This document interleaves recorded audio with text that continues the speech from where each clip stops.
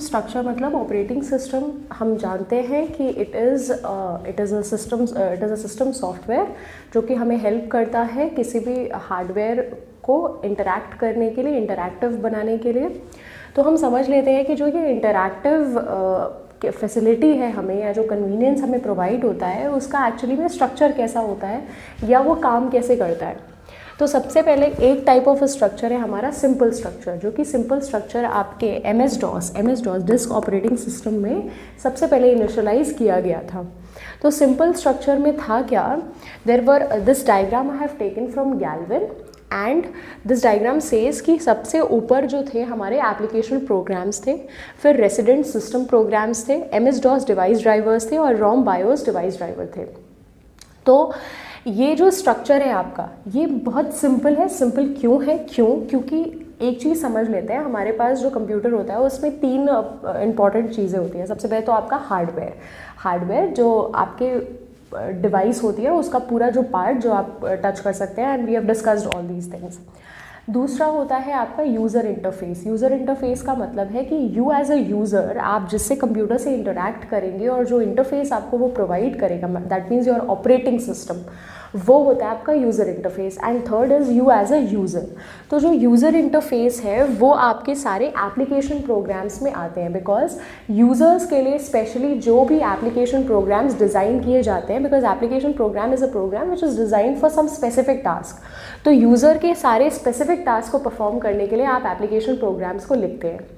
दूसरा, आपके जो बाकी सारे सिस्टम प्रोग्राम्स हैं या डिवाइस ड्राइवर्स हैं, वो सारे पार्ट आपके इस नीचे वाले पार्ट्स में आ जाते हैं। तो this is basically not a layer, but it is telling you this is a system program, application program, system program, and then this part is all the hardware part.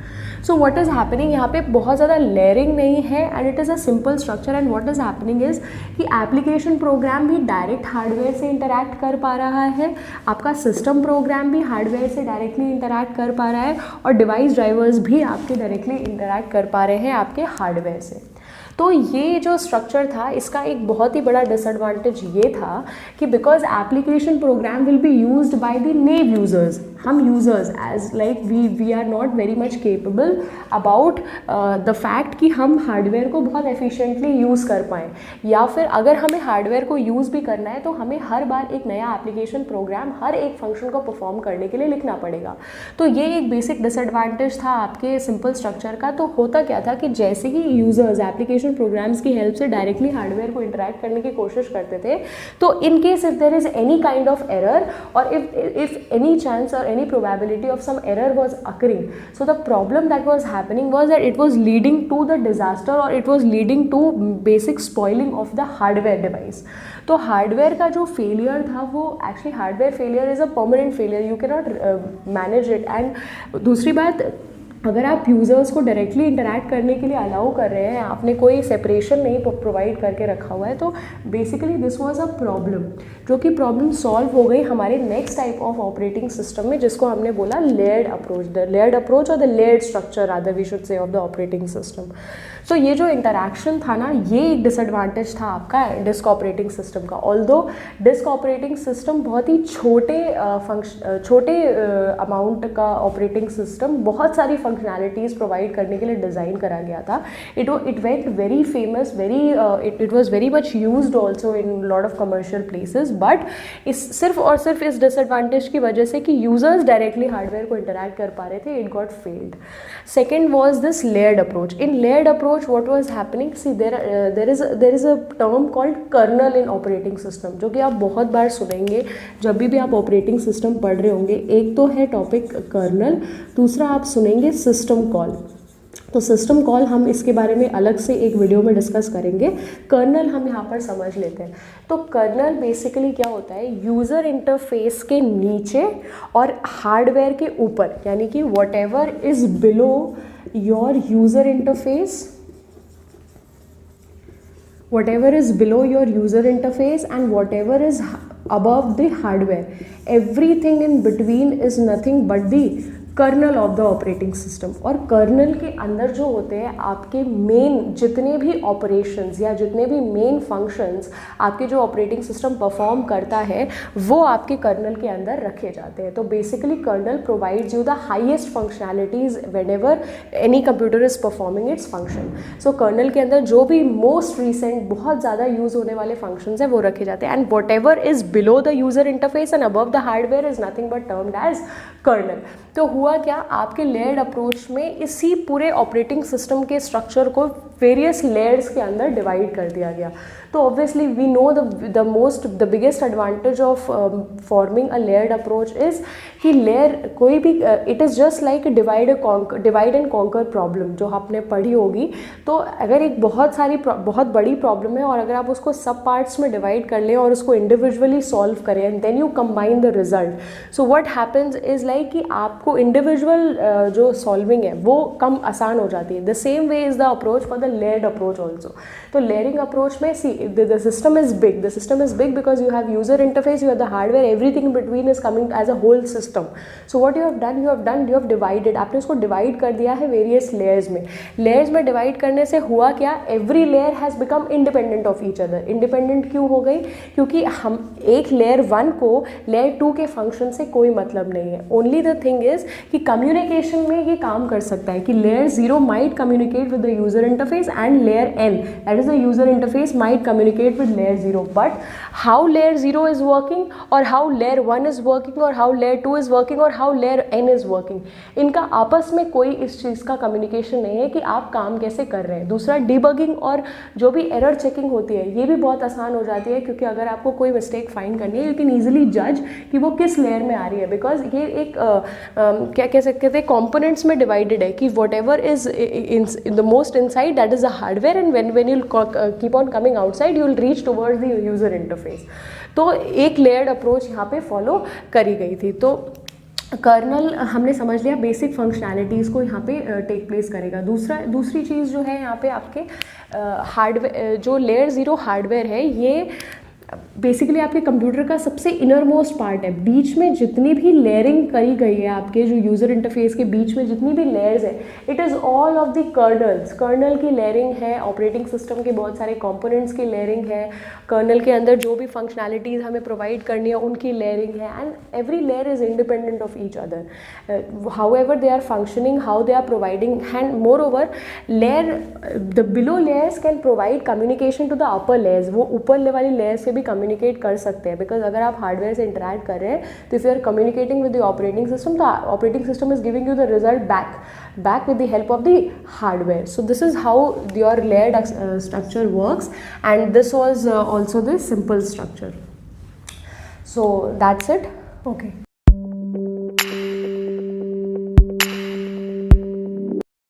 So the next topic is system calls. System call क्या होते हैं, मेरी definition पढ़ लेते हैं.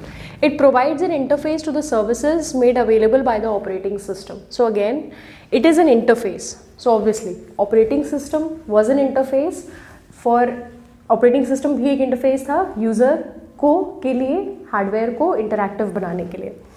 System call interface है again किसके लिए, ऑपरेटिंग सिस्टम की सर्विसेज को इंटरैक्टिव बनाने के लिए. यानी कि ऑपरेटिंग सिस्टम ने हमें बहुत सारी सर्विसेज प्रोवाइड कर रखी है. Services that we have already seen the functions that operating system perform, that are only the services.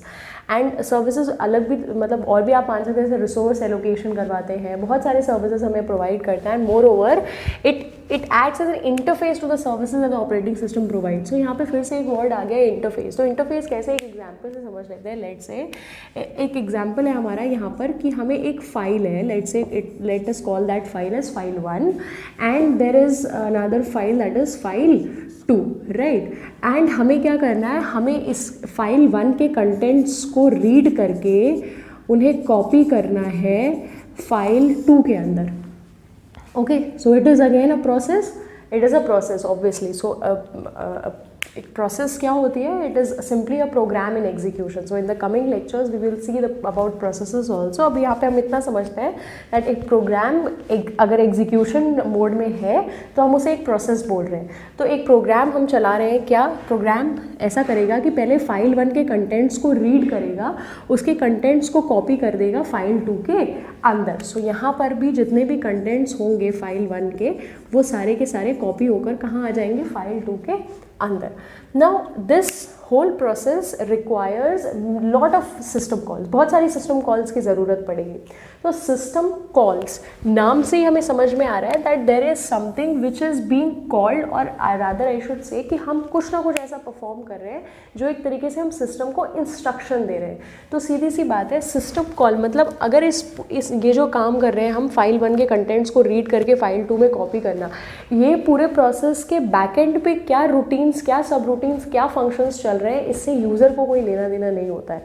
लेकिन हमें ये समझना ज़रूरी है क्योंकि हम ऑपरेटिंग सिस्टम पढ़ रहे हैं कि अगर हम इतना ही केवल प्रोग्राम रन करा रहे हैं कि फाइल 1 के कंटेंट्स को रीड करके फाइल 2 में कॉपी करना है, तो इसके पीछे बैक एंड पे कितनी number of system calls execute कर रही होंगी. तो सबसे पहले क्या होगा कि फाइल 1 को सबसे पहला जो सिस्टम कॉल होगा वो होगा कि आप ओपन करिए फाइल 1 को, बिकॉज ऑब्वियसली आप उसके कंटेंट्स को तभी रीड कर पाएंगे जब आप फाइल 1 को क्या कर लेंगे, ओपन कर लेंगे. What is this? This is a system call because you are giving the instruction to the computer to open the file 1. Next क्या होगा, जब आपके पास फाइल ओपन होकर आ गई तो देखिए इसके अलावा भी एक पॉसिबिलिटी हो सकती है, दैट माइट बी पॉसिबल कि जो फाइल आप ओपन करना चाह रहे हो it does not even exist, it doesn't exist in your computer.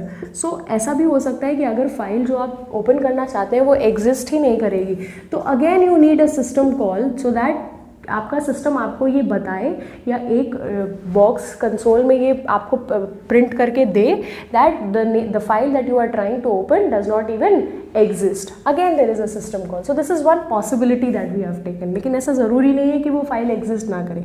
अगर आपने फाइल को ओपन कर लिया देन अगेन आप उसके कंटेंट्स को रीड करेंगे. रीड करने में there is no system call because obviously आपने कंटेंट्स को रीड कर लिया. थर्ड पार्ट में आप क्या करेंगे कि आप फाइल 2 को ओपन करेंगे because if that is a file. So अगर आपको फाइल क्रिएट करनी है, अगर आपको बनी बनाई फाइल है, एम्प्टी फाइल है, आपको उसको कोई चीज़ कॉपी करनी है तो आप उसको ओपन कर लेंगे. उसके बाद आप again when you will open it will again B a system call. तो हो सकता है कि अगर आपको लगे ऐसा कि आपने फाइल 2 को क्रिएट कर लिया बट एक्चुअली में आपने क्रिएट ही ना करा हो, तो अगेन अगर आप उसे ओपन करने की कोशिश करेंगे तो वो फिर से ये वाला सिस्टम कॉल दे सकता है that the file that you are trying to open does not even exist. तो you will create the file again. So लेकिन अगर क्रिएटेड होगी तो वो आराम से ओपन कर जाएगा. नेक्स्ट आपको क्या करना होगा, you will copy. So you will copy the contents. So again, when you copy, it is saved somewhere. So again, this will also create a system call for copying the content, because if you are hitting the copy button or the अगर आप copy करने का command keyboard से दे रहे हैं then that is an input that you are giving. Control C backend पे क्या routine run करा रहा है, ये again that is a system call. You are not dependent on all these things की कंट्रोल सी आपके बैकएंड पे क्या रूटीन्स चलाता है, आपको उससे मतलब नहीं होता बिकॉज वो इंटरैक्टिव है. आपको ऑपरेटिंग सिस्टम ने ये शॉर्टकट दे दिया है कि आप कंट्रोल सी प्रेस करिए, कंट्रोल वी लगाइए, कॉपी पेस्ट कर लीजिए आराम से. तो again there will be a system call. Next जब वो कंटेंट्स कॉपी हो गए फिर आपने उसको जो फाइल ओपन पड़ी हुई है आपकी उसने आपने उसको फाइल 2 में क्या कर दिया, पेस्ट कर दिया. Again paste, again it is a functionality that is being provided to you. Backend पे क्या रूटीन्स चल रहे हैं, again a system call. Then finally when the system get copied आप क्या कर देंगे, फाइल को क्लोज कर देंगे. तो you will close F1 and then you will close F2. So again both of them will produce a system call. तो केवल और केवल एक फाइल को ओपन करके उसके कंटेंट्स को रीड करके दूसरी फाइल में कॉपी करने तक के प्रोसेस में all these system calls are running. And it might be possible कि इनके बीच में और भी चीज़ें हो सकती हैं कि जैसे मान लेते हैं कि फाइल 2 मैंने आपको बोला एग्जिस्ट ही ना करे तो वो टर्मिनेट कर जाएगा वहाँ से. सो ऑल दीज थिंग्स, ये सिस्टम कॉल्स जो भी प्रोड्यूस हो रहे हैं इन सब से हमें कोई कंसर्न होता नहीं है बिकॉज आपने सिंपली क्या किया, फाइल 1 को ओपन करा, रीड करा, उसके कंटेंट्स कॉपी करे and you are are done with it. But operating system के बैकएंड पे इतनी नंबर ऑफ सिस्टम्स कॉल्स चल रही होती हैं, तो ये बेसिकली एक इंटरफेस हुआ because you as a user are not concern कि कट कॉपी पेस्ट कैसे रन कर रहा है, बट बैकएंड पे क्या सब रूटीन्स चल रहे हैं, ये फंक्शनिंग कौन प्रोवाइड कर रहा है आपको? Nothing but the system calls. Okay, so this was all about system calls, hope you understood it. Next topic जो है हमारा वो है वर्चुअल मशीन का। It is one of the most important topics and they are mostly asked in your exams if you are doing, and even if when you are giving any interview for anything, virtual machines का questions definitely पूछा जाता है because it is one of the most important topic. Now virtual machine का concept क्या था? जैसे हम सबसे पहले एक एग्जाम्पल से स्टार्ट करते हैं। आप अपने लैपटॉप में कई बार ऐसा होता है कि if you are running Windows operating system, तो आप विंडोज़ पे काम करते हैं, है ना। लेकिन अगर इन केस आप किसी कंपनी को ज्वाइन करते हैं और उस कंपनी में लाइनेक्स पर काम कराया जाता है, तो दे आर मैनी पीपल से दिस थिंग कि आप उसमें लाइनेक्स भी चला सकते हैं, वर्चुअल लाइनेक्स वर्चुअली इंस्टॉल करके, है ना। तो जो कॉन्सेप्ट है वर्चुअली का वो क्या है? देखिए, कंप्यूटर एक ही है, आपकी डिवाइस एक ही है, लेकिन उसमें ऑपरेटिंग सिस्टम 2 रन कर रहे हैं, ठीक है। 2 ऑपरेटिंग सिस्टम रन कर रहे हैं, मतलब विंडोज़ भी रन कर रहा है, लाइनेक्स भी रन कर रहा है। आप विंडोज़ पे भी काम कर पा रहे हैं, आप लाइनेक्स पे भी काम कर पा रहे हैं, और हार्डवेयर भी एक ही है। तो देखिए हो क्या रहा है, see you have you are a user, you have a hardware device, एक कंप्यूटर है आपका, you are a user and virtually you are using 2 operating systems in your computers। आप 2 ऑपरेटिंग सिस्टम यूज़ कर रहे हैं, आप एक विंडोज़ ऑपरेटिंग सिस्टम यूज़ कर रहे हैं और आप एक लाइनेक्स भी इस्तेमाल कर रहे हैं, ठीक है, सेम हार्डवेयर पे। तो ऐसा कैसे पॉसिबल हो रहा है? बिकॉज देखो, लाइनेक्स भी है, विंडोज़ भी है, दोनों हैं और दोनों साइमल्टेनियसली भी काम कर सकते हैं, आप साइमल्टेनियसली उन्हें यूज़ कर सकते हैं, एंड मोर ओवर दोनों सेम हार्डवेयर को यूज़ कर रहे हैं, ठीक है। दूसरी बात, जैसे कई बार ऐसा होता है आप अपने फ़ोन्स में भी यू इंस्टॉल सर्टन ऐप्स, जैसे कि आप उनकी दो वर्चुअली चला सकते हैं, जैसे व्हाट्सएप भी वर्चुअली यू क्रिएट 2, एक पैरेलल स्पेस, अगर आपने एप्लीकेशन के बारे में सुना हो, so all these applications they all work with the concept of virtual machine only. Okay, so समझ लेते हैं कि पहले अगर वर्चुअल मशीन नहीं थी तब क्या कॉन्सेप्ट था और अब वर्चुअल मशीन होने पर क्या कॉन्सेप्ट है, ये समझ लेते हैं एक बारी। देखिए, हमारे जो पूरे कंप्यूटर का जो आर्किटेक्चर है वो देखिए इसी तरीके से होता है। आपका हार्डवेयर होता है, आपका कर्नल होता है और आपकी सारी प्रोसेसेस होती हैं जो आपकी रन हो रही होती हैं। प्रोसेसेस में आपके एप्लीकेशन प्रोसेसेस भी हो सकती हैं, आपके सिस्टम प्रोसेसेस भी हो सकती हैं। तो ये सारे प्रोसेसेस का एक कॉम्बिनेशन है, मतलब कोई सिस्टम प्रोग्राम भी रन कर सकता है, आप कोई यूज़र प्रोग्राम भी चला सकते हैं, any process that can run in this span of area. Okay, kernel क्या होता है? Kernel, I told you that anything which is below the user interface and above the hardware is termed as colonel.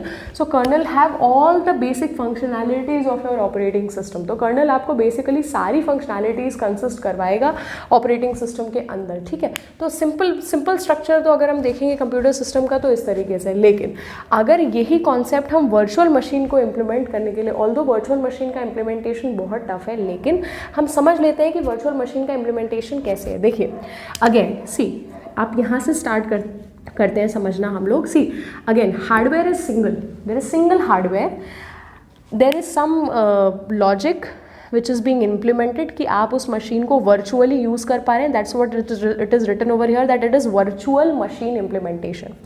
आप ऊपर move करिए, सी division हो चुका है। Division क्या हो चुका है? Virtual machine 1, 2 and 3। So anything that is virtual मतलब वो रियल तो नहीं है ना, लेकिन फिर भी हम क्या कर रहे हैं, हम एक ही मशीन इम्प्लीमेंटेशन की हेल्प से हम 3 वर्चुअल मशीन्स को क्रिएट कर पा रहे हैं। दूसरी बात, हम क्या दिखा पा रहे हैं कि हर एक मशीन के पास अपना एक कर्नल है, हर एक मशीन के पास अपना एक कर्नल है, मतलब हर एक वर्चुअल मशीन अपने ओन ऑपरेटिंग सिस्टम पे रन कर रही है। वर्चुअल मशीन मतलब the hardware is running on exclusive kernel, that means for every kernel there is an exclusive machine which is being provided, ठीक है, और हर कर्नल्स के रिस्पेक्टिव जो भी प्रोसेसेस है वो एग्जीक्यूट कर रहे हैं, ठीक है। तो अभी ये सोचने में थोड़ा सा अलग लगता है, क्यों? क्योंकि देखो हार्डवेयर तो एक ही है, तो हमें ये नहीं समझ में आ रहा कि जब हार्डवेयर एक है तो मशीन्स हमने 3 कैसे क्रिएट कर ली। That is the concept of virtual machine, कि क्या होगा, यू एज यूज़र, बिकॉज आप यहाँ पर प्लेस्ड होंगे, आप प्रोसेसेस को एग्जीक्यूट करा रहे होंगे, आप कर्नल से इंटरैक्ट कर रहे होंगे एंड कर्नल इम्प्लीमेंट कर रहा होगा आपका वर्चुअल मशीन के अंदर। तो ये जो इम्प्लीमेंटेशन है, ये इम्प्लीमेंटेशन कैसे हो रहा होगा कि let's say if there is some user 1 which is executing some process interacting with virtual machine 1 and at the same time you are interacting with some other kernel also, so there is some other user who is interacting, not other user, in fact the user is same, but आपके machine जो आपने, जैसे मैंने बोला 2 operating system है तो दोनों ही run कर रहे हैं, तो होगा क्या कि आपको ऐसा प्रिटेंड होगा कि आपके हर एक ऑपरेटिंग सिस्टम के लिए हार्डवेयर जो है वो एक्सक्लूसिव प्रोवाइड किया गया है, जबकि ऐसा नहीं है। आप होगा क्या, एक ही हार्डवेयर वर्चुअली ऐसा प्रिटेंड होगा कि हम एक्सक्लूसिवली उस यूज़र को मिले हैं या एक्सक्लूसिवली उस कर्नल पर रन करा रहे हैं। बट ये स्विचिंग इतनी फास्ट है, ये स्विचिंग इतनी फास्ट होगी उस प्रोसेसर्स की that it will pretend to you like this that you have your own hardware, but hardware will be one. So that is the concept of virtual machine कि अगर implementation अलग अलग यहाँ पर show हो रहा है but the hardware is single, so the implementation is so fast or the switching among the processes is so fast that as a user you will feel that you have your individual machine, because when you are running Linux you will feel that your laptop is running Linux, but when you will use Windows you will feel that you have your different laptop, but the machine is one, but both of them is getting implemented because the switching is so fast and the processes are executing so fast that it makes the user feel virtually that the machine is being exclusively provided. So that is the concept of virtual machine. So that's it for today's video. If you like the video, please do share, like, comment and subscribe to our channel. Thank you.